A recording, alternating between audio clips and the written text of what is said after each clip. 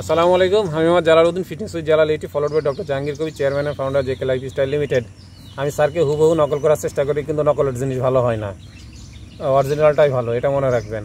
তবে আজকে যে রেকর্ডিংটা দিব সেটা হচ্ছে হার্টের রুগী কোন অবস্থায় গেছিল, এখন কোন অবস্থায়, এটা নিয়ে আপনাদের সঙ্গে শেয়ার করব। শেয়ার করার উদ্দেশ্য হচ্ছে যে এইভাবে যে হয় এটা জানানো, অন্য কিছু না।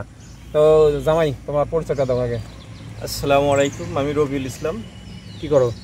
আমি একটা স্কুলের শিক্ষক। আচ্ছা, তোমার হার্টের যে কন্ডিশন হয়েছিল এর আগের রেকর্ডিংটা একটা ছিল। হ্যাঁ, আমার রেকর্ডিং আছে আপনার হচ্ছে প্রায় 28 তারিখে। আজকে 30 তারিখ, 31 তারিখ, মানে এক মাস হচ্ছে। কন্ডিশনটা কি ছিল এটা বলতে? কন্ডিশন ছিল, আমি এই যে আমার একবারে পুরো ডকুমেন্ট নিয়ে আসছি আমি। মানে আমি হচ্ছে 198 পর্যন্ত আমার হার্টবিট চলে গেছিল। আচ্ছা, তো এই পর্যায়ে তো রাজশাহী মেডিকেলে আমাকে হচ্ছে যে শর্ট দেওয়ার জন্য আইসিইউ ভর্তি করে। তারপরে এরপর আধা ঘন্টা রেস্ট নেওয়ার পরে আমি ডাক্তার এসে বললো যে আপনি এগুলো টেস্ট করেন। অনেকগুলো টেস্ট দিল। টেস্ট করার পরে আচ্ছা, জাস্ট আমি ওখানে 2 রাত ছিলাম মেডিকেলে ছিলাম। আচ্ছা, তারপরে থাকার পরে আমি ওখান থেকে চলে আসছি। আমি ঢাকায় যেতে বলছে, যে আমি এখানে হয়নি, ঢাকায় যেতে বলছে। ঢাকায় যেতে বলছে। আচ্ছা, তো ঢাকায় আমি যাইনি, আমি 1 মাস চিকিৎসা নিচ্ছি, যে আমার রেস্টের প্রয়োজন। হার্টের কন্ডিশনটা কি হয়েছিল, কি বলেছিল? হার্টের কন্ডিশন তো একবারে খারাপ, মানে শর্ট টাইমে ডাক্তার চাচা আছেন এখানে অনেকে, এখানে কন্ডিশন দেখেন সব দেওয়া আছে। আচ্ছা, যাই হোক, ওটা নিয়ে কথা বলবো না। আমরা কথা বলবো এই যখন শক দেয় কোন স্টেজে গিয়ে হার্টের রোগীদের, একদম শেষ স্টেজ, যার পরের স্টেজ নাই, তার মানে ওই অবস্থায় গিয়েছিলেন। আর এখানে এসে 1 মাস হয়েছে। হ্যাঁ, 1 মাস। এখন গত কবে টেস্ট করা হয়েছে? আমি গতকাল টেস্ট করেছি। এই টেস্টের রিপোর্ট কি বলছে? আমি দেখব না। টেস্ট একদম নরমাল বলছে। ওষুধ একবার আসছে, চলে আসছে, আলহামদুলিল্লাহ। আচ্ছা, যখন টেস্ট করছি কালকে, যখন সমস্যা হয়েছিল ওষুধ কতগুলো দিয়েছিল? ওষুধ দিয়েছিল 8টা 9টা। এই কালকে কয়টা ওষুধ দিয়েছে?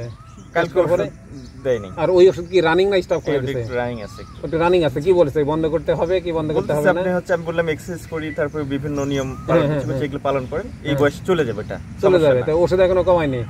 না, ওষুধ 2টা কমাইছে। 2টা কমাই দিয়েছে। তারপরে কি আবার ফলো আপে যেতে বলছে? হ্যাঁ, আবার। আচ্ছা, ফলো আপে যেতে বলছে, মানে ওষুধ কমবে। আর হার্টের রিপোর্টটা একেবারে নরমাল আসছে, তাহলে কি সমস্যা আছে? নাই।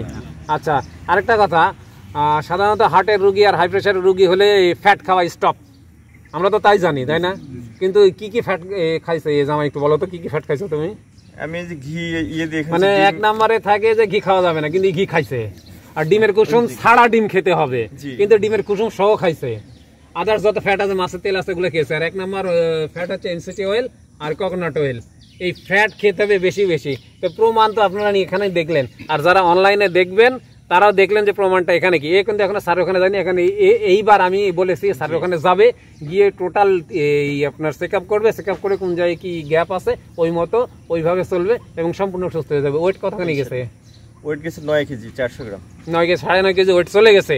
আর বুকের ভিতরে যে ভয়, এই ভয়টা চলে গেছে। আর প্রেসার আমার একেবারে ছিল, মানে প্রেসারই না। প্রেসারের একটা কাহিনী আমার সাথে শেয়ার করছে, যে নিচেরটা মেশিনে শো করতো না, কি একটা নিচেরটা মেশিনে শোই করতো না, উপরেরটা শো করতো। জি, এখন কি অবস্থা?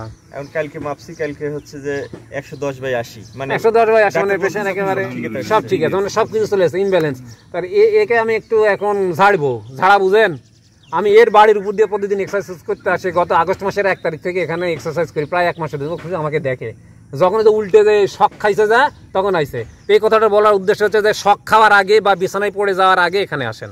এখানে না, আপনার যেখানে মাঠ আছে সেখানে আপনি শুরু করেন। আর যারা অসুস্থ আছেন স্যারের ওখানে যান, চেক আপ করেন, যেভাবে চলতে বলছে ওইভাবে চলেন। আর যদি না পারেন ওখানে যেতে স্যারের গাইডলাইন আছে, প্রত্যেকদিন স্যারের ভিডিওর নিচে আমি গাইডলাইন দিয়ে দিই, ওই গাইডলাইনটা নেবেন, নিয়ে ওইভাবে চলবেন, তাহলে পারবেন। আর যারা বেশি অসুস্থ হয়ে গেছেন ওখানে যাবেন। তো এইভাবে যে সঠিক রাস্তাতে সঠিক ওয়েতে আসলে সবাই সুস্থ সুন্দর জীবনযাপন করবে, এটাই উদ্দেশ্য, অন্য কোনো উদ্দেশ্য নাই। যার স্বাস্থ্য তার সম্পদ। Be healthy and keep healthy. আসসালামু আলাইকুম।